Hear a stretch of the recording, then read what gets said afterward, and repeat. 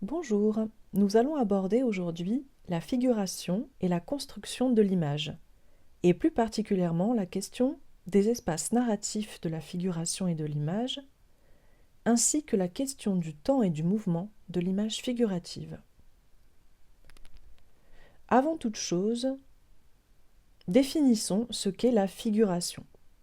Évidemment, cela nous fait penser à la notion de figure, comme un visage, c'est-à-dire que l'on va pouvoir reconnaître ce qui est représenté, l'identifier et l'associer à une forme définie.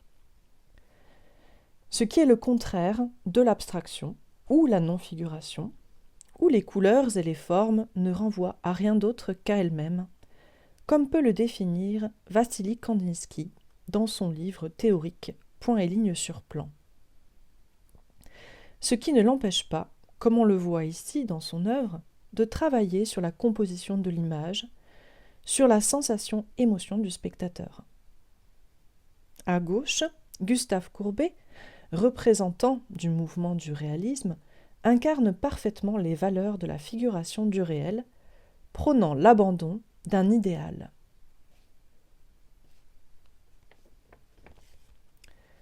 Une chose est certaine, c'est que la civilisation humaine a de tout temps eu cette nécessité de figurer le réel, que ce soit son environnement, les animaux ou son propre corps, ici avec des exemples qui datent du Paléolithique entre 27 et 20 000 avant Jésus-Christ. Nous allons aborder à présent la question de la composition de l'image avec l'intention d'une narration. On se souvient que la composition est une question de cadrage, de succession de plans, de sources lumineuses, de lignes de force, etc. Les notions sous-tendues par cette question sont l'événement, le récit, la chronologie, le temps, l'espace, la circulation du regard.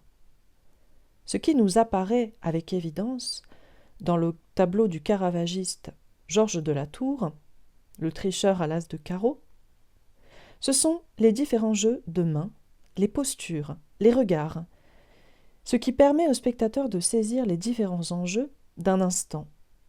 Notre propre regard en tant que spectateur pouvant se promener et lire les faits visuels laissés à notre portée. Christian Boltanski, très connu pour son travail sur la mémoire, a réalisé également une série de scénettes où le mode narratif est particulièrement mis en évidence. Il use pour cela d'un montage photographique et de pastels et d'encre sur carton.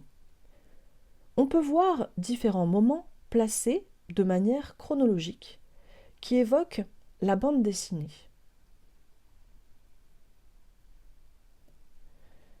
En ce qui concerne le temps et le mouvement de l'image figurative, l'œuvre de Domenico Ghirlandaio nous offre sur un même plan 3 moments en simultané.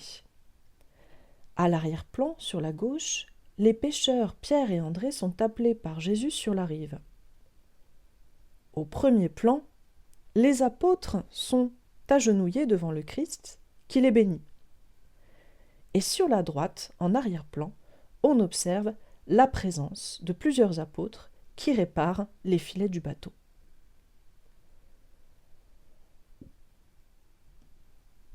L'utilisation du polyptyque, c'est-à-dire une œuvre en plusieurs parties, ici il s'agit d'un triptyque en 3 parties, permet d'entrer dans une narration à une époque où beaucoup de personnes sont encore illettrées.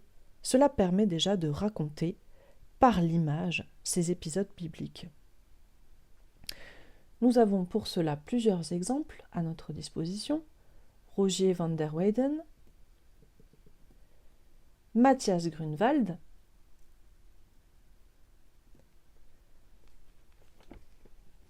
Otto Dix reprend plusieurs siècles plus tard ce procédé du polyptyque, ici avec un triptyque et une prédelle, la partie basse du tableau pour représenter la guerre, et non plus un épisode biblique.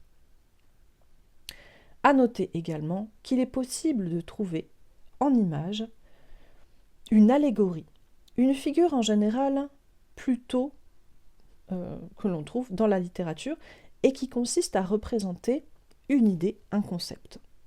Plusieurs exemples avec Albrecht Dürer, Mélancolia, le Titien, allégorie du temps gouverné par la prudence, ou encore Hans Baldung, les trois âges et la mort.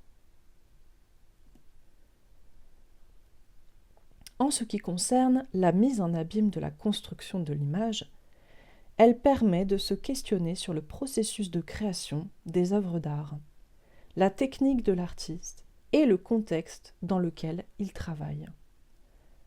A contrario, se poser la question de la réception du spectateur, en fonction de la taille de l'œuvre, son degré de réalisme, voire d'hyperréalisme, ou alors le fait de manipuler ce réel, de l'augmenter dans une volonté de le documenter.